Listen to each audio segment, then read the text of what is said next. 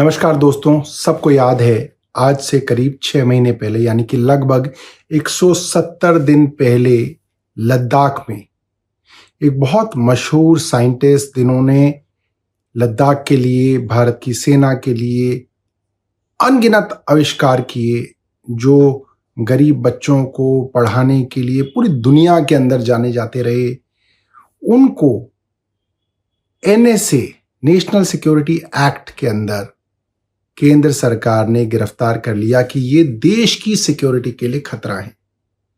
और कमाल की बात यह है कि उनकी पत्नी, जो सुप्रीम कोर्ट के अंदर हेबियस कॉर्पस की रिट को लगातार लड़ रही थी, महीनों से ये मामला सुप्रीम कोर्ट के अंदर चल रहा था और केंद्र सरकार अलग अलग बहाने लगाकर इस मामले में डेट्स लेती जा रही थी। आपको याद होगा जब सोनम वांगचुक को इस तरीके से गिरफ्तार किया गया, डिटेन किया गया, तमाम मीडिया चैनल्स ने झूठी खबरें टीवी के अंदर चलाई कि साहब इनको तो पता नहीं कहां कहां से इलीगल पैसा मिल रहा है और ये देश के लिए बहुत बड़ा खतरा है। और जब सुप्रीम कोर्ट के अंदर एविडेंस रखने का टाइम आया तो सरकार के पास ले दे के कुछ वीडियोस थे, जो बाद में पता चले वो वीडियोस भी गलत तरीके से कोर्ट के अंदर प्रेजेंट करके एक झूठा मुकदमा बनाया जा रहा था।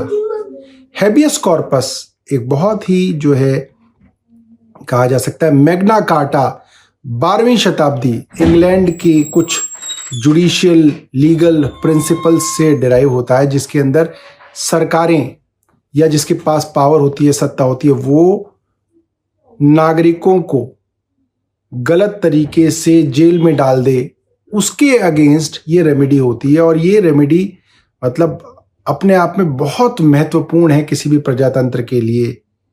और हेबियस कॉर्पस जैसे रिट के अंदर 6 महीने तक केस चलना भी अपने आप में दुर्भाग्यपूर्ण है।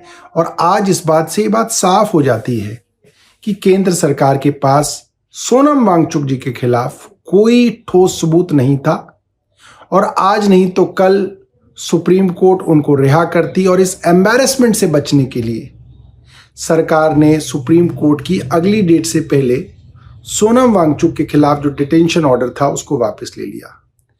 सवाल यह है कि क्या केंद्र सरकार इस तरीके से किसी को भी पकड़ के जेल में डाल सकती है और किसी भी शांतिपूर्ण आंदोलन को या किसी भी शांतिपूर्ण मांग को, जायज कॉन्स्टिट्यूशनल मांग को दबाने के लिए आप किसी को भी जेल में डाल सकते हैं?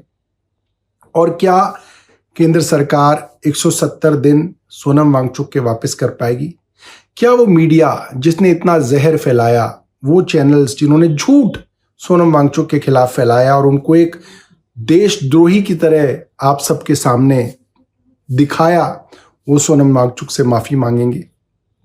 ये बड़े सवाल हैं आज प्रजातंत्र के सामने। और मैं ये निवेदन करूंगा तमाम विपक्षी दलों को कि आप सब सोनम वांगचुक के साथ खड़े होइए, सोनम वांगचुक की आवाज उठाइए, क्योंकि ये आज सोनम वांगचुक के साथ हुआ है, ये कल को किसी के साथ भी हो सकता है। जो भी देश के लोगों की आवाज उठाएगा, उठाने की कोशिश करेगा, उसको सरकार इसी तरीके से झूठे मुकदमों में जेल में डाल सकती है। ठीक वैसे ही जैसे आम आदमी पार्टी के नेताओं को भी एक झूठे एक्साइज के मामले में महीनों तक जेल में डाला गया।